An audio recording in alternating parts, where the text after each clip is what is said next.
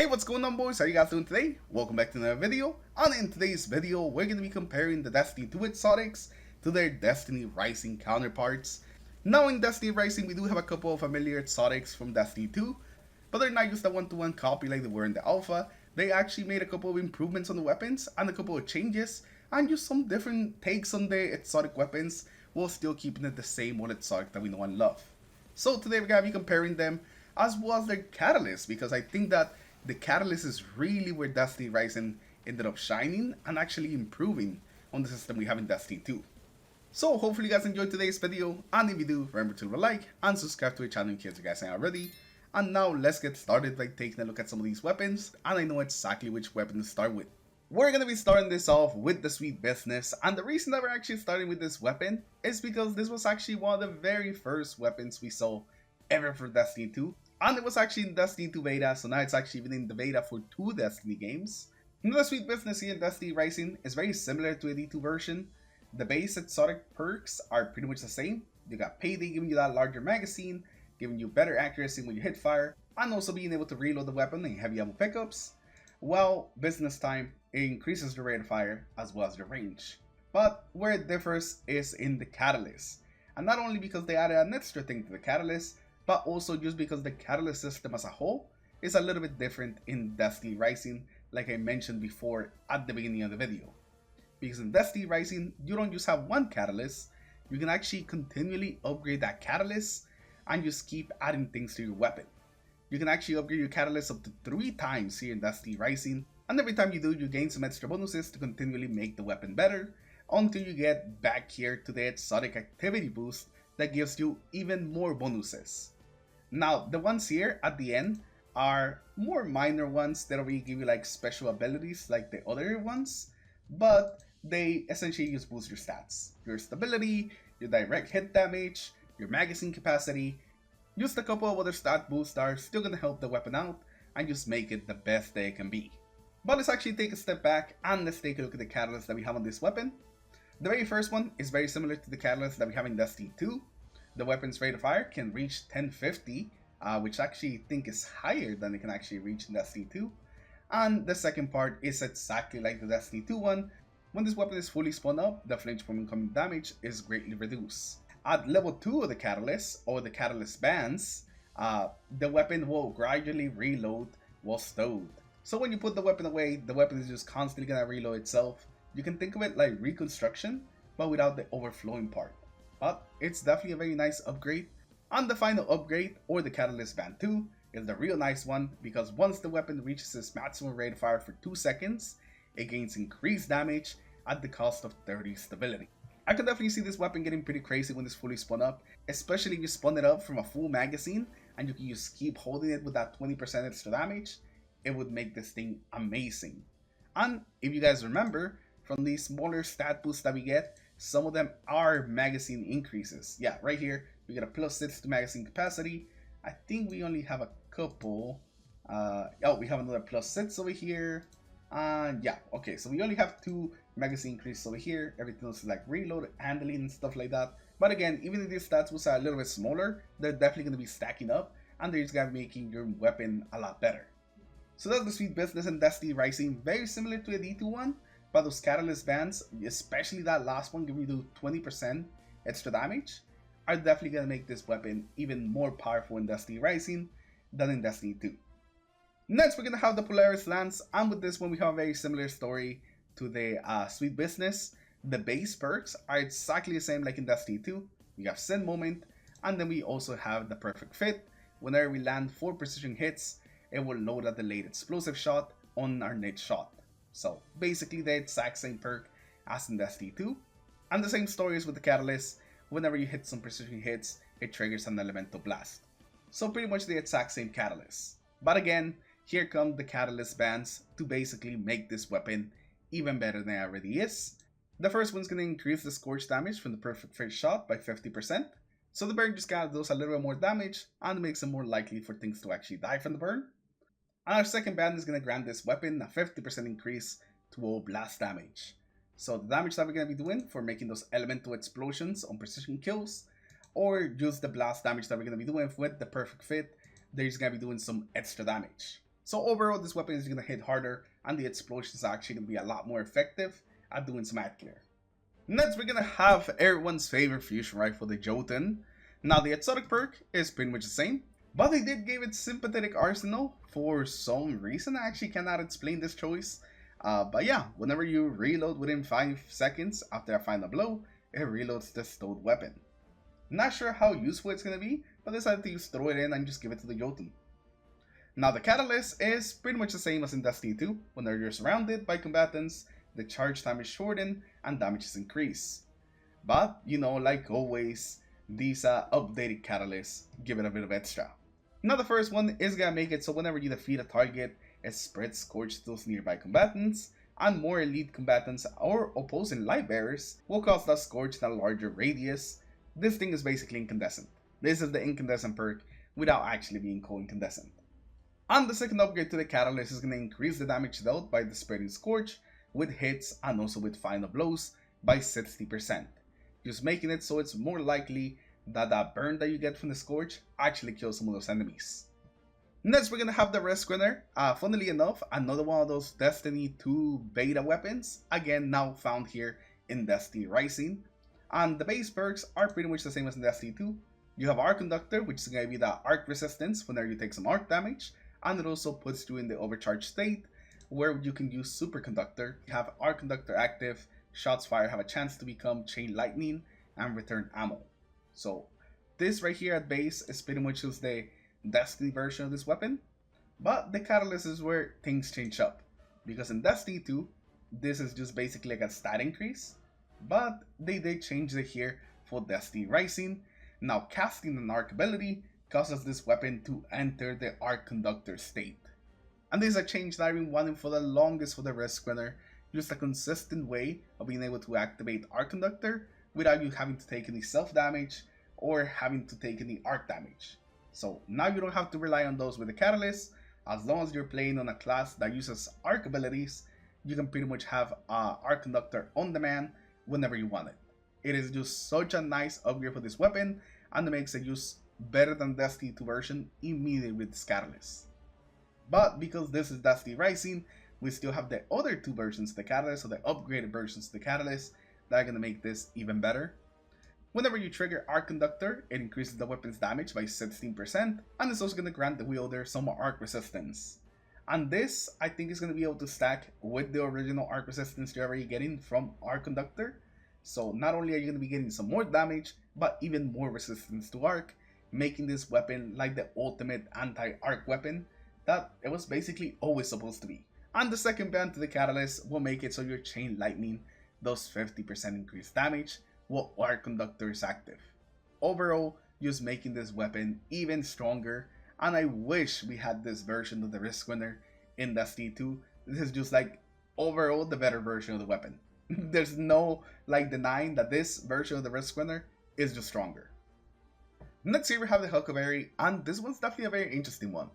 Now the trade perk, it is completely the same, just like in Destiny 2. It increases rate of fire, recoil, and whenever you get a kill, it reloads a portion of the magazine. But they also gave it a brand new perk, Reincarnation, which is essentially like a buffed up version of Rampage. Every time that you get a final blow, you get 15% increased damage for 6 seconds, and it can stack up to 5 times. When fully stacked up, there's like a 75% damage increase, which is actually a lot closer to what the Huckleberry actually is in Destiny 2. In Destiny 2, I think it's 67% when fully stacked up, because it uses the old version of like Year 1 Rampage that we haven't seen in the game for like forever. So them changing the name of the perk and actually making it a lot more unique, while basically still keeping it the same, except maybe a little bit, couple extra points of damage, is actually a pretty good move. Now the catalyst is completely different here. It's actually the old catalyst for the Huckleberry. Whenever you defeat targets, it fully reloads the magazine, but reloading while having reached the highest rate of fire immediately retains the highest rate of fire. This will make it a lot easier to just basically continually shoot at the max RPM and really take advantage of the Huckleberry. The first upgrade to the catalyst essentially upgrades Reincarnation to the enhanced form, and this probably brings up damage even higher, which is pretty crazy considering this damage perk already stacks up to 75%. It's probably going to hit like 100% increased damage. And the other catalyst band is the one that really looks good, because as this weapon's rate of fire increases, the damage also increases by 50%. So another damage increase. You have the damage increase from the perk, you have the damage increase from the catalyst. This thing is going to be doing some crazy damage, especially because if you're already keeping that increased rate of fire, even after reloads, you're basically always going to be running around with this damage increase, basically just melting enemies. Next, we're going to have the Crimson, and the very first thing that makes this weapon different than the Destiny 2 version is that it's not actually a kinetic weapon. It's actually an arc weapon. So yeah, the Crimson is an arc weapon in this game. And then the trade perks are pretty much the same as they are in Destiny 2. It's a 3-round burst hand cannon, and whenever you get kills, it heals you, and if you get a precision kills, it refills the magazine. So nothing really special there, it's basically the same perks. But when it comes to the catalyst, that's where things change once again, because it seems like Destiny Rising doesn't use one of the catalysts that are stat increases. They want basically every catalyst upgrade to essentially be another perk. And the catalyst here for the Crimson, instead of just giving you some stats, it makes it so the last round this weapon fires, with each shot, deals an additional 30% damage.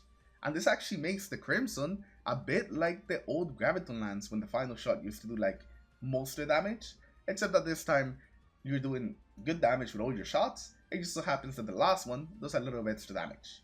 And 30% is no joke at all. That's actually quite a bit of extra damage, even if it's used on that final shot. Now the first upgrade for the Catalyst is going to increase the weapon's stability, but the real interesting thing is that it also increases rate of fire, meaning that you're just going to be shooting it faster at 540 RPM. So like a fast firing pulse rifle, that's essentially what the Crimson turns into. And the final upgrade for the Catalyst will make it so that last run this weapon fires with each shot, deals an additional 75% extra damage. It just kind of doubles down on that final shot, just doing a bit of extra damage. It is very interesting the things they decided to go with on the Crimson. I definitely did not expect the RPM increase though. That is not something that I would ever have expected for the Crimson. But, you know, I'm very interested in seeing how it is. Next up, we're going to have the Royal Contrabene, or the Queen Breaker. They actually changed the name of this weapon, but it is the Queen Breaker. The trait is still the same like the Queen Breaker. One very interesting thing though, is that behind the Catalyst, you actually do have the switchable scopes. For a second I thought that maybe you didn't have the switchable scopes and that was not something that was in the game, but no, they're actually in the game. You still got the marksman sight, you still got the combat sight, but it doesn't seem like they're the upgraded ones that we got with Episode Heresy. They're essentially the ones that we had beforehand, where it just kind of affects the charge time. Another catalyst for this weapon will make it so whenever you defeat some blinded targets, it gives this weapon increased damage, and it reduces the draw time or the charge time by 10%, and it can stack up 3 times. So as you get some kills, you're gonna get some extra damage, the weapon will charge up faster. Pretty okay, not a bad catalyst at all. Now the first upgrade is gonna give you 20% increased precision damage. And this is just passively, you don't have to do anything, you just straight up have more precision damage. And the final band increases your chain lightning damage by 30%, and whenever you hit a precision hit, it deals higher chain lightning damage. So overall, they are just improving the weapon with these catalysts, but now seeing how the Queen Breaker is in Destiny 2, after like its big rework, this one doesn't really seem as good as that one. Next, we're gonna have the Chaperone, and the Chaperone is completely the same when it comes to D2. The Roadborne perk, it still gives you the extra damage, the handling, the range, but one thing that we don't have in Destiny 2 is that the Chaperone doesn't have a catalyst there, and here it essentially has 3.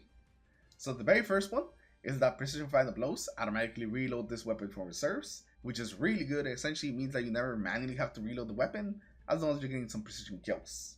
The first upgrade is also going to give this weapon 15% increased precision damage, pretty good. Since this weapon is all about hitting those precision hits, this one is fantastic, and it's just something that you get just as a passive. So you're just doing 15% increased damage basically all the time. And stacked up with the actual bonus you already get from Roadborne, it's gonna be pretty good.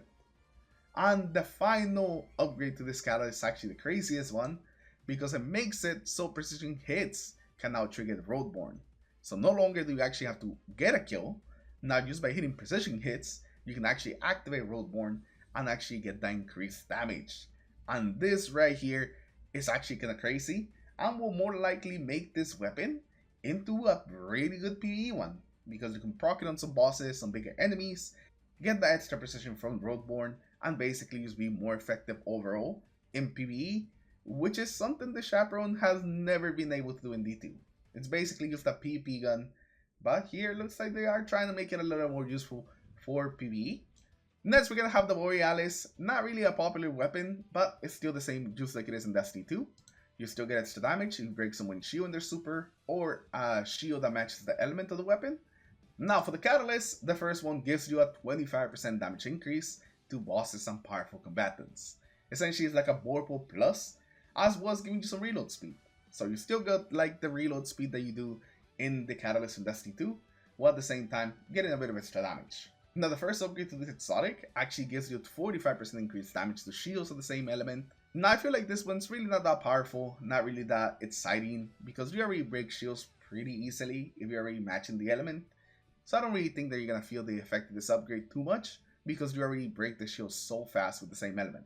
And the second upgrade for this weapon will increase the damage of the elemental explosion generated by breaking the shield of the element as this weapon by 100%. So it looks like they're really doubling down on this weapon just being like a shield breaker, but I don't know if that's the right way to go about with the Borealis. And unfortunately, it doesn't look like the Borealis is gonna be any more exciting in Destiny Rising than it is in Destiny 2. Poor Borealis, 2 different games, and still just a pretty meh exotic. Next, we're gonna have the Izanagi's Burden. I think this is the most one-to-one weapon from Destiny Rising to D2. The trade perks are exactly the same, and also the Catalyst is also exactly the same, giving you 15% increase precision damage. Now, one thing that's definitely different is that Izanagi's Burden is a solar weapon here. So it's not a kinetic weapon, it's a solar weapon. And then, of course, we have the Catalyst upgrades that are going to give it a little bit more. The first one is going to give you increased reload speed when Megas is empty, which for the Izanagi's Burden is just perfect.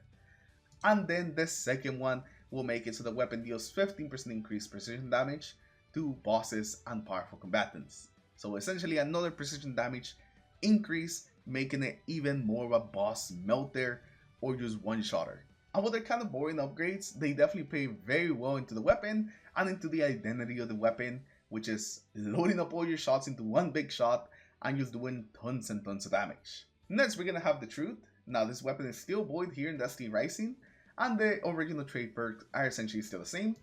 You have tracking with the weapon, as well as having grenades and horseshoes, which gives it proximity detonation. But we do have the Catalyst, which is something we just don't have in D2. I know the Catalyst here actually can improve the Truth's damage. The first one reduces the weapon shooting interval by 50%, meaning that you can just get those rockets out faster. And this one's very useful considering you have 3 in the mag for this one, so it just lets you get them out so much faster and put some more damage out there very quickly. After that, the same upgrade will make it so when rockets of the same magazine hit the same target, they do an additional blast damage. So if you're shooting multiple rockets into one enemy, probably a boss, you're gonna be dealing 30% increased damage. And the final upgrade, when rockets from the same magazine hit the same target, they do an additional 45% more blast damage. So both of the upgrades are actually just straight up damage increases, and I think they're actually gonna make this thing into a pretty crazy like burst weapon. Like you're gonna be able to get your 3 rockets out very quickly, and they gotta do some very high amounts of damage. And I'm actually very excited to see how this actually plays out, because the Truth is not really a weapon that you really see in either PvP or PvE. Now you're seeing that a little more in the Crucible, like Bungie decided to take the Truth in that direction, but it looks like Destiny Rising is going more PvE with their Truth and what they're trying to do with it.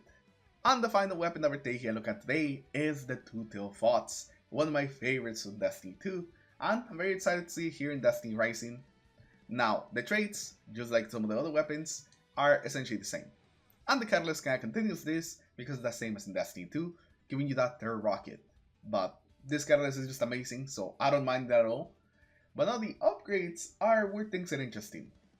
The first upgrade increases the arc rocket's damage to be equivalent to the other 2 rockets, so they're all just gonna be doing full damage, which is very nice. And the final upgrade will make it so all the rockets fired by the Two-Tailed Fox gain 10% increased blast damage. So overall, you just have a 20% damage increase, just right out the gate. You're always gonna be doing 10% extra damage, and that's pretty good. Now, the Two-Tailed Fox is definitely not very exciting when it comes to its upgrades. It just gets a little bit extra damage, but I feel like the weapon's already unique enough where it doesn't really need like anything extra besides just a bit more damage. So I would say that this one is pretty okay, definitely not as exciting as some of the other ones that we saw. Just okay. But with that, it's actually going to be the end of the video. We've seen all the Destiny 2 weapons and how they're shaping up to be in Destiny Rising. Let me know what you guys think about these weapons. Would you rather have some of these Destiny Rising versions in Destiny 2? Or would you want to see a Destiny 2 version of a weapon make its way to Destiny Rising? And also let me know your thoughts down below on the catalyst system. Do you like what Destiny Rising is cooking up here with the catalyst upgrades? Or is something that you don't think that should be added to the game? Let me know that in the comments below. And with that, we're going to end today's video. Thank you for watching, thank you for hanging out, and I'll see you guys in the next one.